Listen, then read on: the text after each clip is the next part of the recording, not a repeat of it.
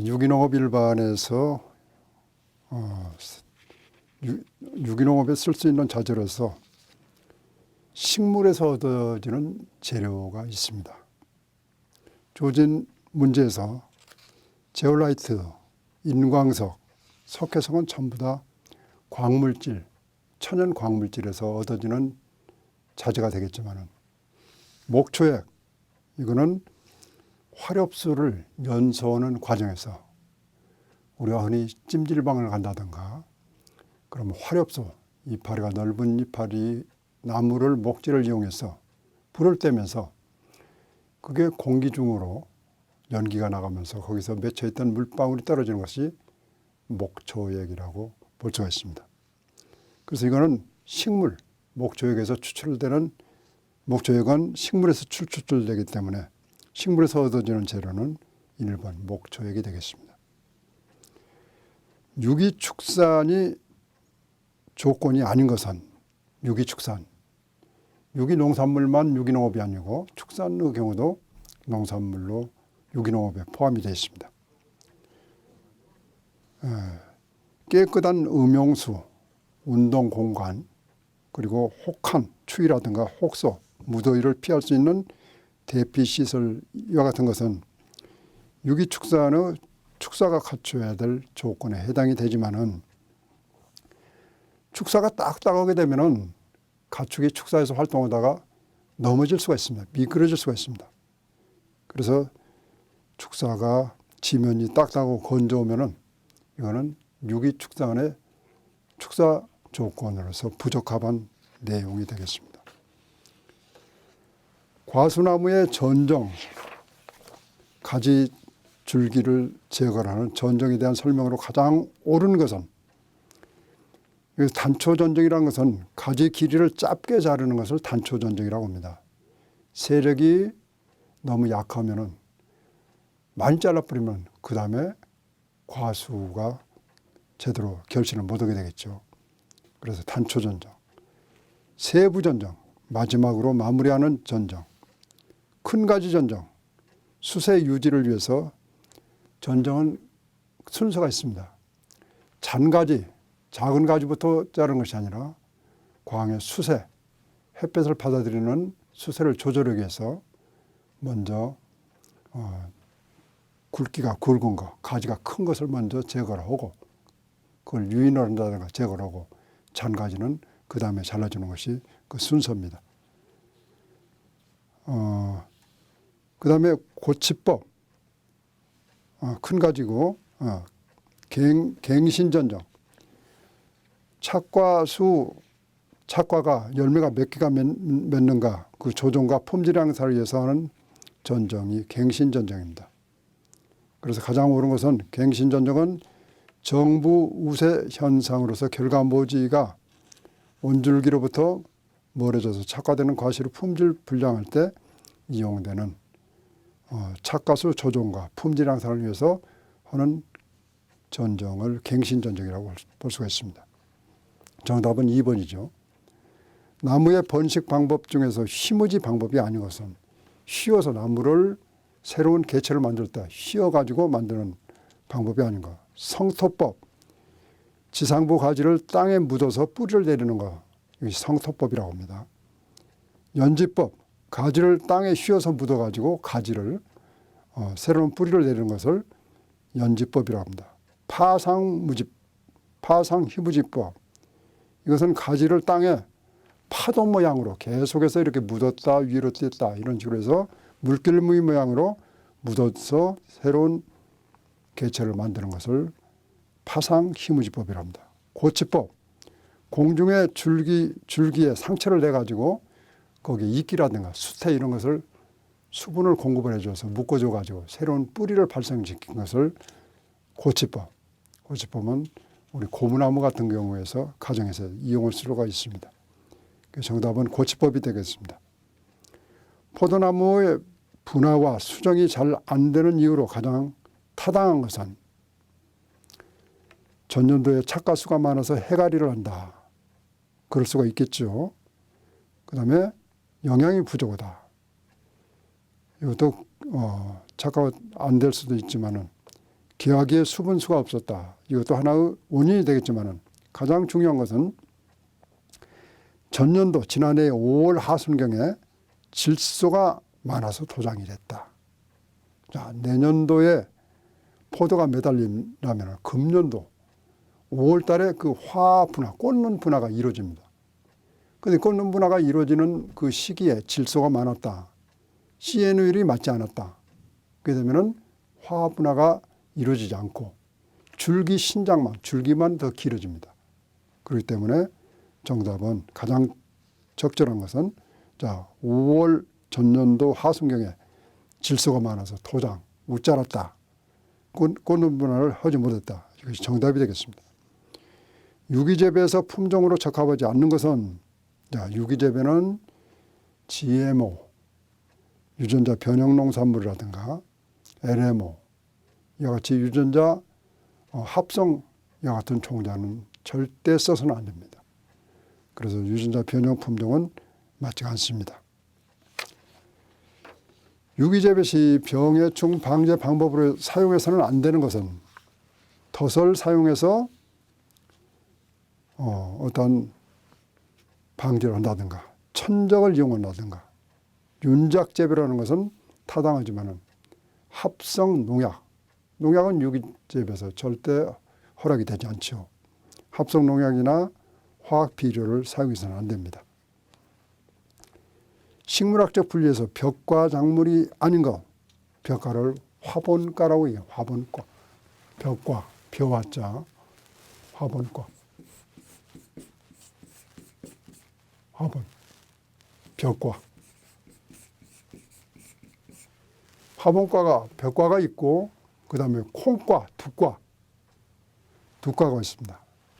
콩, 팥, 녹두, 동부 이런 것은 두과죠. 클로바, 아카시아도 두과에 해당이 됩니다. 그런데 여기서 벽과가 아닌 거 바로 4번에 팥이 되겠죠. 전파에 대한 설명으로 옳은 것은 전파. 전파는 점점이 우리가 호미로 땅을 파고 씨알을 종자를 묻어주는 것을 전파라고 합니다. 일정한 간격을 띄고 조파는 줄을 맞춰서 계속해서 종자를 뿌려주는 것이 조파. 전체 면적에 흩어 뿌리는 것을 산파라고 얘기를 합니다. 그래서 전파에 대한 설명으로 옳은 것은 한 곳에 한 알 내지 여러 알을, 수알을 띄엄띄엄 파종한다. 이게 전파. 줄을 재서 파종한다. 조파. 종자를 흩어 뿌린다. 산파. 두 가지 이상의 종자를 섞어서 뿌린다. 이건 혼파라고 얘기를 합니다. 혼파. 정답은 2번이 되겠습니다. 일반 가축이라도 일정 기간 이상을 유기축산물 인증 기준에 따라서 사육한 후에 유기축산물로 판매할 수 있습니다. 유기농업 법률에 보면은 이걸 전환기간이라고 그러는데 전환기간. 그래서 전환기간에 맞지 않는 것은 어느 것이냐. 한우 송아지 식육의 경우는 자 6개월간 전환기간을 거친 후 유기축산으로 관리를 하게 되면은 이거는 유기축산물에 해당이 됩니다. 돼지의 경우, 식육의 경우 이거는 5개월, 150일 이상을 전환기간을 거쳐서 유기축산을 관리하게 되면 유기축산물에 해당이 됩니다. 자, 젖소, 착유의 경우는 90일간 전환기간을 거쳐서 우유를 짜게 되면 유기축산으로 관리하게 되면 유기축산에 해당이 됩니다. 닭 6개의 경우는 3개월이 아니라 3주입니다. 그래서 여기에 기준에 바른 것은 3번 젖소 90일. 땅갈기 경운의 특징 중에서 설명 중 잘못된 것은 습답은 추경을 해야 됩니다. 자, 벼에서 논을 작물을 수확을 하고 나서 가을에 논을 갈아엎는 것을 추경, 가을 추자. 겨울에 그냥 방치를 했다가 그 이듬해 봄에 땅을 갈아엎는 것을 춘경이라고 얘기를 합니다. 습담은 유기물 분해가 대단히 늦다고 그랬습니다. 지하에서 찬물이 올라오기 때문에.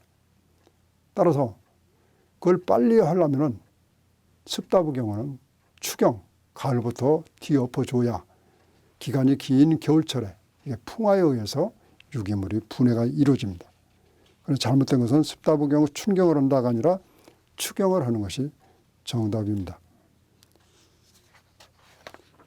우리나라 시설 재배지에서 가장 많이 쓰이는 피복물은 뭐냐? 염화비닐, 아세틸렌에 염화 수소를 가해서 만들어 보자기라든가 우비라든가 핸드백이라든가 이런 것을 만드는 것을 염화비닐. 그 다음에 아세트산 비닐은 에틸렌에다가 아세트산을 광수가 율이 높고 이렇게 만드는 것인데 가격이 굉장히 비쌉니다. FRP, 폴리에스테르에다가 유리 섬유를 보강을 시켜서 이게 단단한 거, 경질판, 이것도 대단히 비쌉니다. 하지만 우리 농가에서는 가격이 비교적 싸고 광투과율도 비교적 높은 PE 필름, 폴리에틸렌 필름이 일반적으로 많이 이용이 되고 있습니다. 정답은 3번. 우렁이 농법에서 우렁이를 방사하는 데 가장 적절한 시기는 모내기 후에 일주일 정도 지나게 되면은 모내고 나면은 벼뿌리가 땅에 안착이 돼야 됩니다. 안착이 되고 나서 오리를 집어내야지. 그 전에 집어넣게 되면 오리가 발로 전부 다 흐트러 놔가지고 벼뿌리가 정착이 안 됩니다. 그래서 일주일 정도 지난 후에 뿌리가 활착이 된 이후에 오리를 입식을 시키는 것이, 논에 집어넣는 것이 가장 좋습니다. 가정에서 취미 오락으로 활용하기 위해 가장 적합한 온실의 형태는 외지붕형. 외지붕은 한쪽에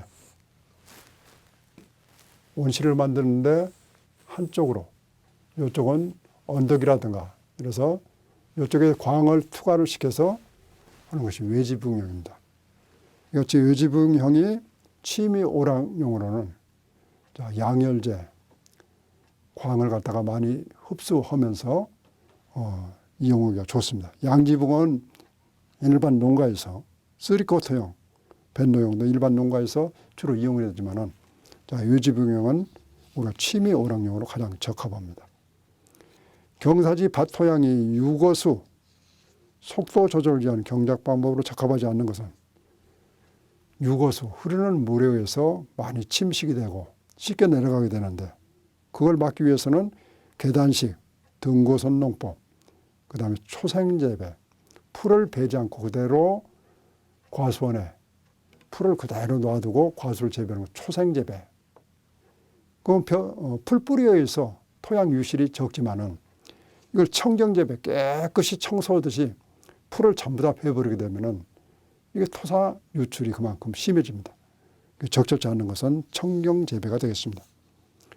오리농법에서 오리 방사 시기로 가장 적당한 시기는 아까 우렁이농법에서도 얘기를 했지만은 오리농법의 경우도 최소한도 1 내지 2주 후에 집어넣는 것이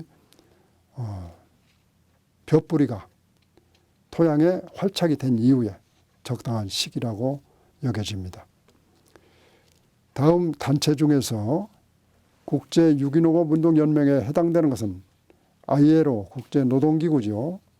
WTO 자유무역협정, WHO 세계보건기구, IPOM 이게 국제유기농업연맹입니다. 인터내셔널 페더레이션 오가닉 에그리컬처 오브먼트 이것이 IPOM 국제유기농업연맹에 해당이 됩니다. 대단히 수고하셨습니다.